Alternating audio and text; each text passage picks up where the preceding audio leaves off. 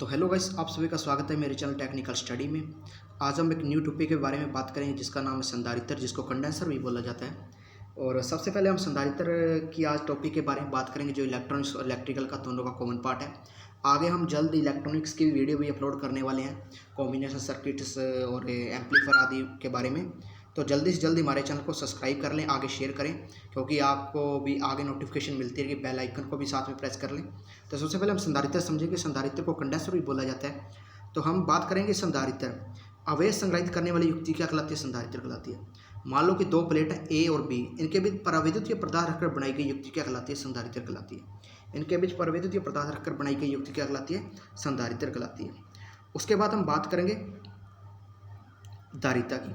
अब आपको पता लग गया होगा कि संधारित्र क्या है, कि अपने आप में जो आवेश स्टोर करेगी वह क्या? संधारित्र है। जो अपने आप में आवेश को इकट्ठा करके रखेगी वह क्या? संधारित्र है। आगे हम बात करेंगे धारिता की। सबसे पहले तो ये समझ ले कि आवेश जो होता है वो वोल्टेज के क्या होता है? समानुपाती होता है। जितनी ज़्यादा वोल्टेज होगी उस पर आवेश भी उतना ज़्यादा रहेगा।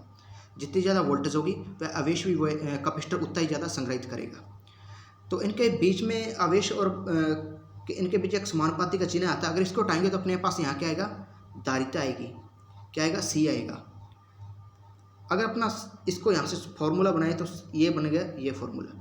अगर हमने धारिता को बाहर निकालें तो सी ऊपर चला जाएगा। किस तरह? सी बराबर क्यू बटे वी।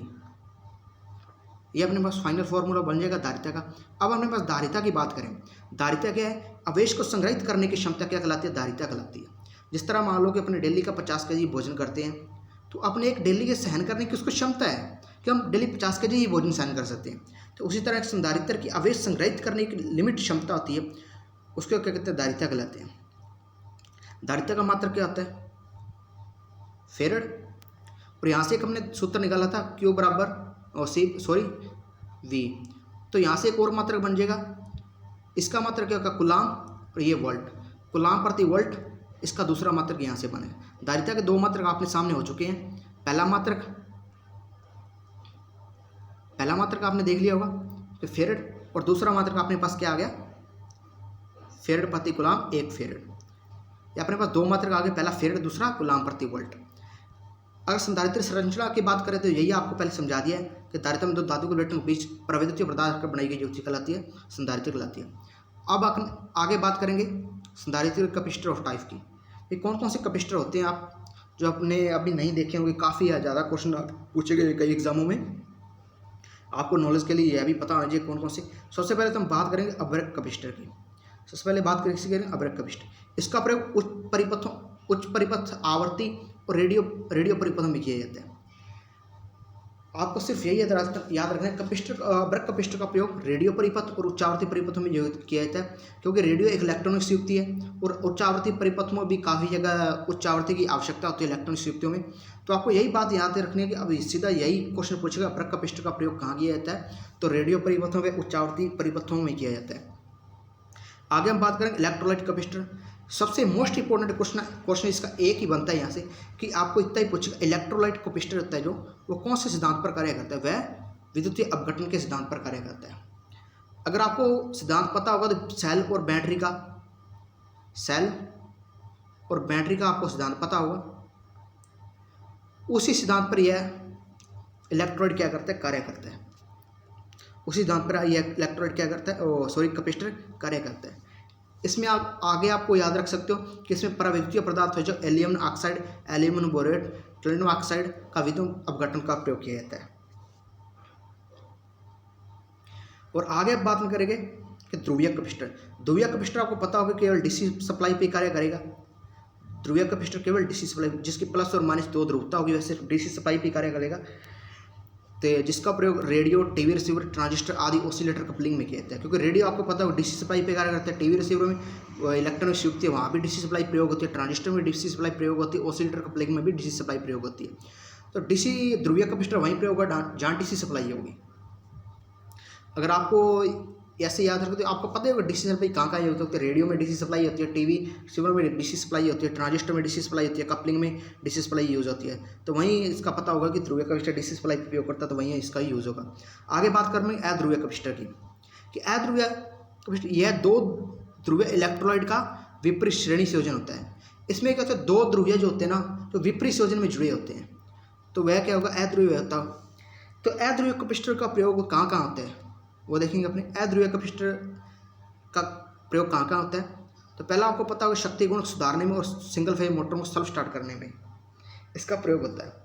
पहला प्रयोग आपको देख सकते हो शक्ति गुण सुधारने में, और दूसरा सिंगल फेज मोटर को स्टार्ट करने के लिए। आगे हम बात करेंगे सिरेमिक संधारित्र। सबसे छोटा संधारित्र भी यही है, सिरेमिक संधारित्र की बात करेंगे, सबसे छोटा संधारित्र भी यही है। इसका प्रयोग कहाँ किया जाता है, उच्च आवृत्ति वाले परिपथों में भी किया जाता है। उच्च आवृत्ति वाले परिपथों में किया जाता है। इसकी ताप सहन सीमा बहुत उच्च होती है, क्योंकि ये क्या है, सिरेमिक का बना होता है। सिरेमिक क्या है, तो जहाँ भी अधिक टेम्परेचर होगा वहाँ जल्दी से यह पिघलता नहीं है, इसके लिए यह सिरेमिक का बनाया जाता है। और आपने देखा होगा बिल्कुल छोटा संधारित्र होता है, ये सबसे छोटा संधारित्र भी यही होता है। आपको पूछ लीजिए जाए तो छोटा संधारित्र कौन सा है, तो वह सिरेमिक संधारित्र होता है।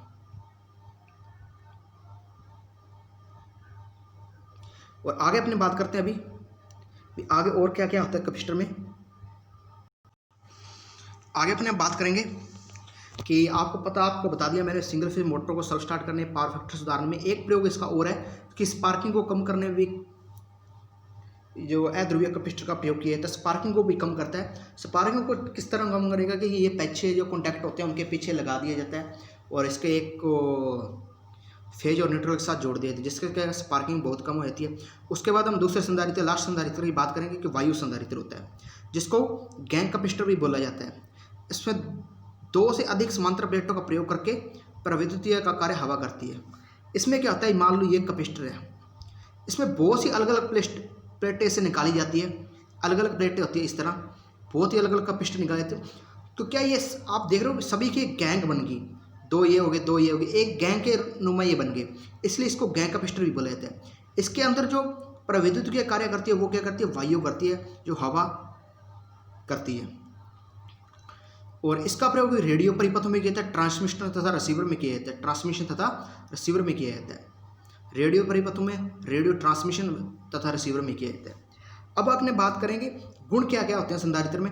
ये काफ़ी क्वेश्चन लाइनमैन में पूछे गए थे, जो लाइनमैन का भी पीछे पेपर हुए थे उस वर्ष में बहुत ही यहाँ से क्वेश्चन आए थे। तो चलो अपने गुण की बात करते हैं, भी संधारित्र में क्या क्या गुण होते हैं। पहला अपने गुण करेंगे उच्च आवृत्ति का संधारित्र कौन सा होता है, तो अभ्रक संधारित्र जो सबसे उच्च आवृत्ति का है। उसके बाद में बात करेंगे निम्न आवृत्ति का संधारित्र कौन सा, इलेक्ट्रोलाइट निम्न आवृत्ति का संधारित्र है।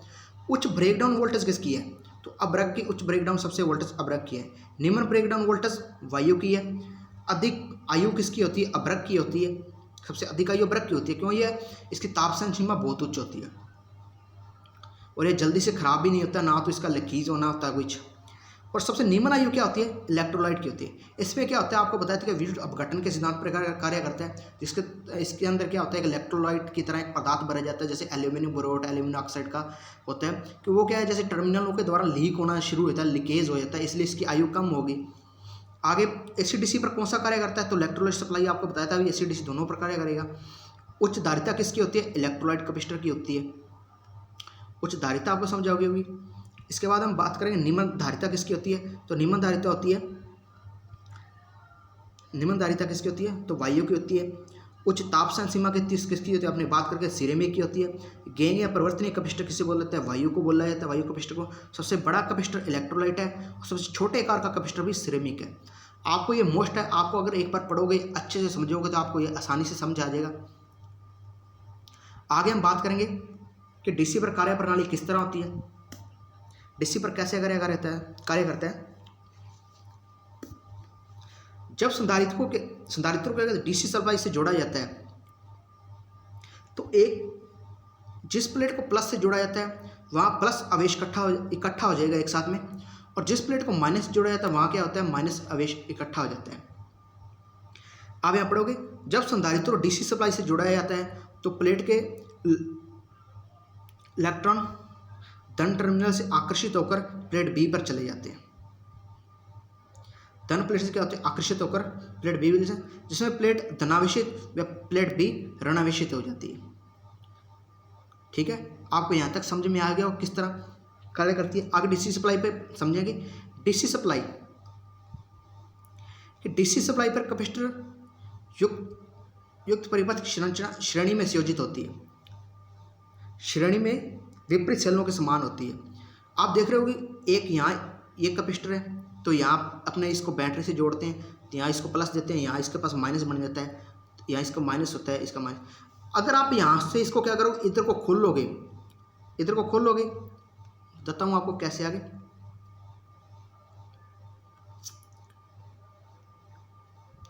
ये प्लस का टर्मिनल था, माइनस, ये यहाँ इकट्ठा आवेश हो गया, और यहाँ ये माइनस था, तो यहाँ ये बैटरी का माइनस है। तो आप देख रहे होगे एक सेल का विपरीत संयोजन के रूप में ये बन जाता है।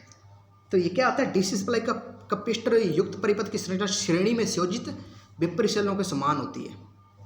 आपको यहाँ तक समझ में आ गया होगा कि किस तरह होती है। तो एक बात और, डीसी सप्लाई पर हमेशा कैपेसिटर क्या कहता है, ओपन सर्किट की तरह गहरा करते हैं। किसकी तरह कर देता है, ओपन सर्किट की तरह गहरा करते हैं। डीसी सप्लाई पर हमेशा ओपन सर्किट की तरह कार्य करेगा। आप यहाँ से डायग्राम में समझ आ गया होगा आपको किस तरह।